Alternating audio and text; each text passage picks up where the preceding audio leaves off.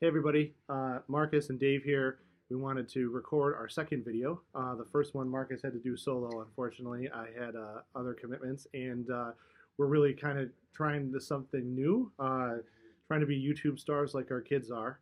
And we want to give you a set of updates that you can consume at your own pace, share with your committees, with your district chairs, with whomever else. And so we've got a bunch of topics we're going to go through over the next several minutes, and then we're heading out to the live meeting. So the first thing that I wanted to share with you is the executive board as a whole has been really focused on trying to identify strategic areas to focus on this year.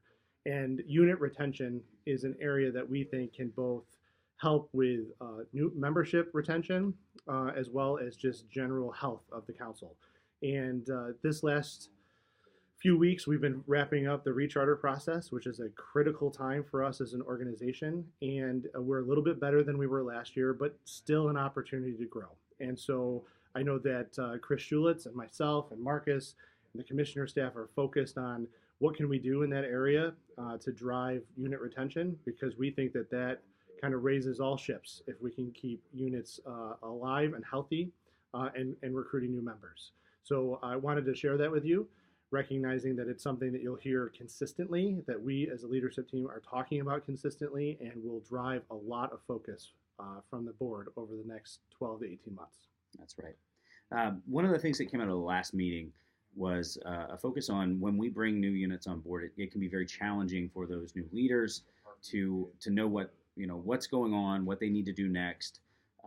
And so in response to that, we've developed a new unit onboarding process that at certain stages in the development process, those new unit organizers will receive timely information about what they need at that time to move on to the next step. So things like, recruitment of new adults, there are resources there. How to take training, there are resources there. So instead of just kind of shoving all the information in their hands, we've kind of streamlined the process to say, at this time, here's what you need.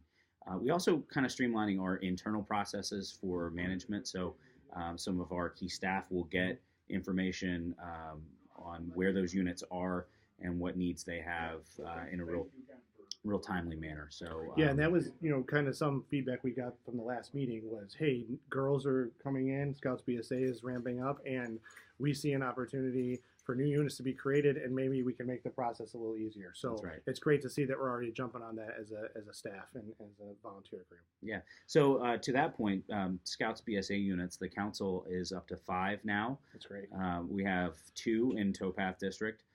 Mohawk has 1. Black Creek and Baywaters each have 1. And there are at this point 14 that are in the. That's awesome. Yeah. So we've got a lot that are really close, but they're still trying to recruit 2 or 3 more girls, or they've got a Scoutmaster picked out, but they need a chartered organization, that kind That's of thing. great. So That's great. A lot of growth there in the near future. Yeah, that's a really exciting thing, right? It's an area that we as a membership committee have agreed as a strategic item for us is Scouts BSA and girls joining Scouts, and it's great to see that we're out of the gate well, Yep. and we have additional ones coming. I want to turn our attention to spring recruitment. It was a big topic from our last membership committee meeting where we talked about the theme for this spring, and we've settled on science and outer space being our theme. We've got some exciting news coming that way around incentives for joining night. We are really excited about what that means. We're aligning it with Cub Residence Camp and their theme, and that I think gives some continuity between the two. We're also kind of changing our methods as a professional staff as we engage units, and we're looking for you guys in the district level to help us with that. In the past, we've kind of prescribed, here's what spring recruitment will look like.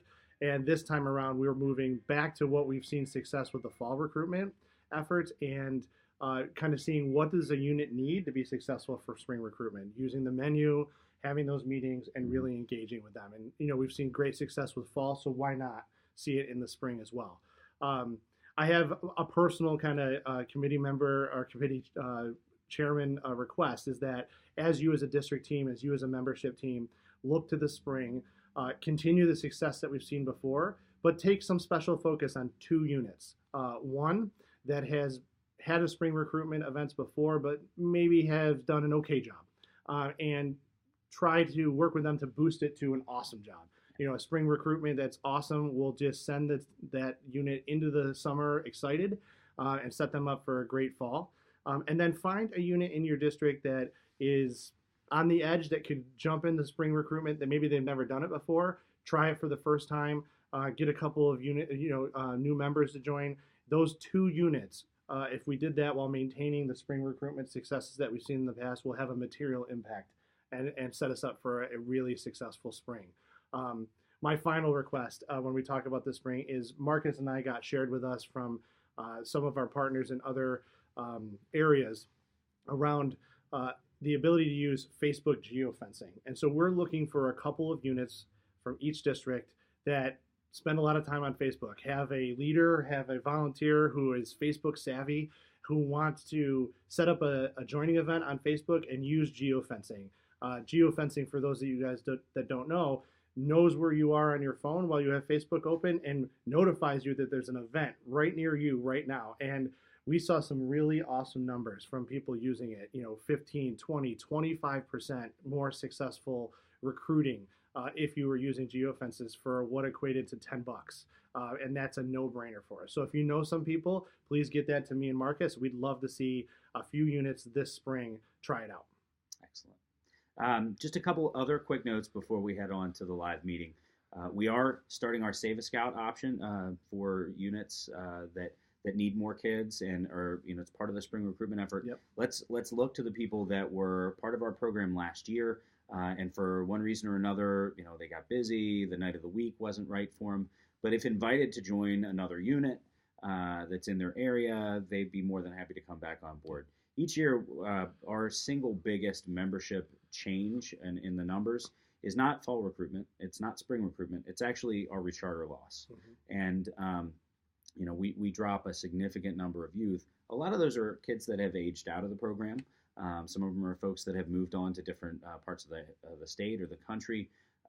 But there are a lot of kids that got a first exposure and the night didn't work and nobody reached out to them to call back. So at the very least, we want to let them know that we care about the fact that they were here and that they're not anymore.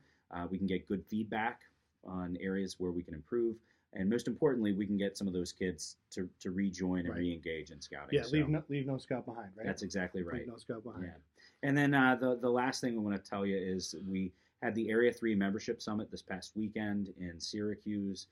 We had folks from Western New York all the way up to Vermont that came in and shared best practices. There were a couple key things that we'll discuss more at length in the live meeting. But one thing that we all know here in Rochester is from May through September, you can't swing a stick without hitting 4 or 5 different community events and festivals.